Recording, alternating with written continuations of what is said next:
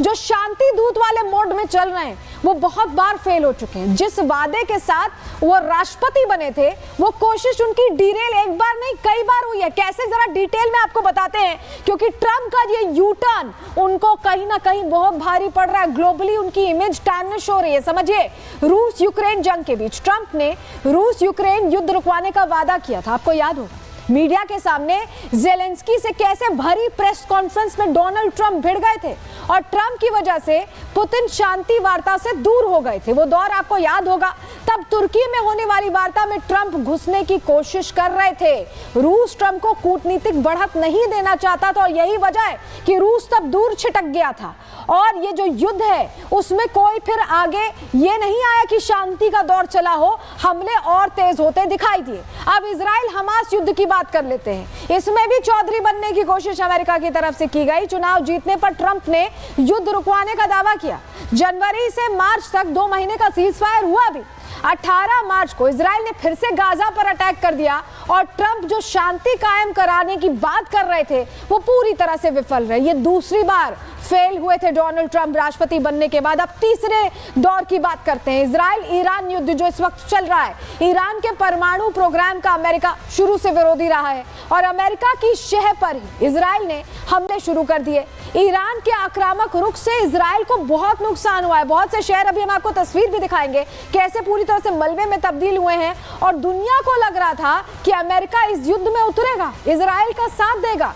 लेकिन ट्रंप ने बढ़ते युद्ध को देखते हुए G7 की बैठक बीच में छोड़ दी। आपको याद होगा, हमने आपको तस्वीर प्रहार में दिखाई थी कैसे एक दिन पहले ही बैठक छोड़कर निकल गए थे।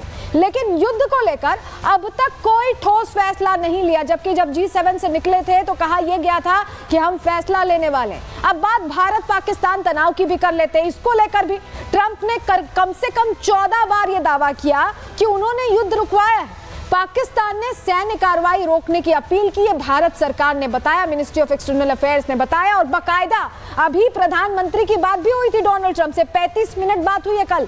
और इस दौरान डोनाल्ड ट्रंप को सीधे सीधे खरी खरी प्रधानमंत्री ने कह दिया कि आपने तो कुछ किया नहीं, आप ये बार बार क्यों कह रहे हैं। और अब ये सिर्फ हमें कहने की जरूरत नहीं है, पाकिस्तान के जो डिप्टी पीएम है, विदेश मंत्री है इशाक डार, उन्होंने भी माना है कि हमने भारत को फोन किया तो हमें कुछ करना नहीं पड़ा, वो खुद ये मान गए। तो अब आप सोचिए कि ये 4 ऐसे मौके आए हैं जब ट्रंप लगातार फेल हुए हैं और अभी ये जो फेलियर का सिलसिला इसने इजराइल को फंसा दिया, मिडिल ईस्ट में आग लगा दी है। जरा इस बीच बड़ी खबर आ रही है, उसका रुख कर रहे हैं। ईरानी विदेश मंत्री आरागची का बड़ा बयान आ गया है। वार्ता के लिए अमेरिकी अनुरोध को ठुकराया है। अमेरिका ने ईरान से बातचीत का अनुरोध किया था। इजरायली हमले बंद होने के बाद ही बातचीत होगी।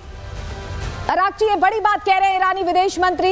ईरान की मिसाइल क्षमताएं देश की रक्षा के लिए हैं, ये बहुत बड़ी बात कह दी है ईरानी विदेश मंत्री ने। यानी ये जो 2 हफ्ते का समय लिया गया है इसमें बातचीत की पेशकश अमेरिका की तरफ से कर दी गई। लेकिन अब ये कह रहे हैं ईरानी विदेश मंत्री कि हम बातचीत नहीं करेंगे जब तक इजराइल से अटैक नहीं बंद होगा। जरा अब आपको तस्वीर दिखाते हैं कैसे हाइफा पोर्ट, जो इजराइल का हाइफा पोर्ट है, वो ईरानी मिसाइलों की तबाही का शिकार हुआ। ये देखिए, टॉप एंगल से आपको ये तस्वीर दिखा रहे हैं और ये पूरा शहर आप देखेंगे, पूरा इलाका आप देखेंगे तो आपको ध्वस्त दिखाई देगा।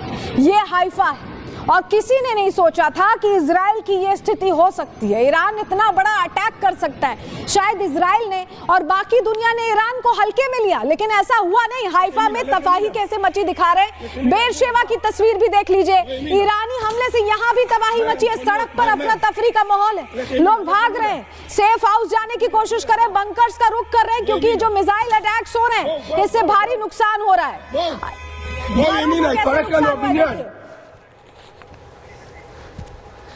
और जरा अगली तस्वीर आपको दिखाते हैं, देखिए घरों को कैसे नुकसान पहुंचा। ये अंदर की तस्वीर आप देखिए, सब कुछ तहस नहस हो गया। जो लोग अंदर होंगे सोचिए कैसे उनकी जान पर बनाई होगी।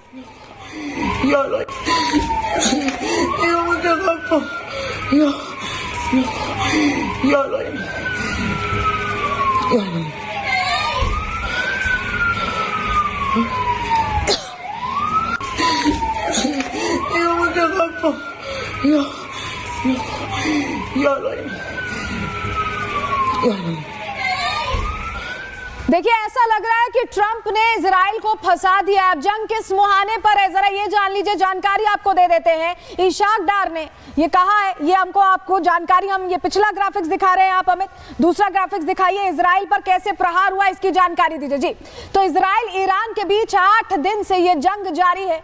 दोनों देश एक दूसरे पर हमले कर रहे हैं, ये हम बता रहे हैं। दोनों देश कैसे अटैक कर रहे हैं ये आप देख रहे हैं, लेकिन अमेरिका की शह पर, जो आप यहाँ पर देख रहे हैं कि नेतन्याहू आगे है, ये अमेरिका की शह पर आगे हुए हैं। दुनिया को लगा कि अमेरिका खुलकर साथ देगा।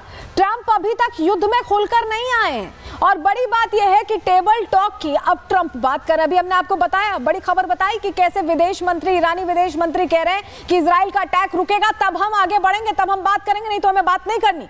क्या ये 2 हफ्ते इसलिए लिए गए? व्हाइट हाउस की तरफ से जो बयान जारी हुआ है वो और संशय पैदा करता है। ट्रंप 2 हफ्तों के अंदर अपना स्टैंड तय करेंगे, यानी अभी ट्रंप ने तय ही नहीं किया कि वो करेंगे क्या। 14 दिन में तय होगा कि यूएस जंग में शामिल होगा या नहीं। युद्ध में ईरान लगातार आक्रामक हमले कर रहा है, कैसे इजराइल में तबाही मचा रहा है हमने आपको दिखाया। मुख्य शहरों में ये घातक हमले हो रहे हैं। तो क्या इस बीच अमेरिका तमाशा देखेगा या इजराइल की बर्बादी देखेगा?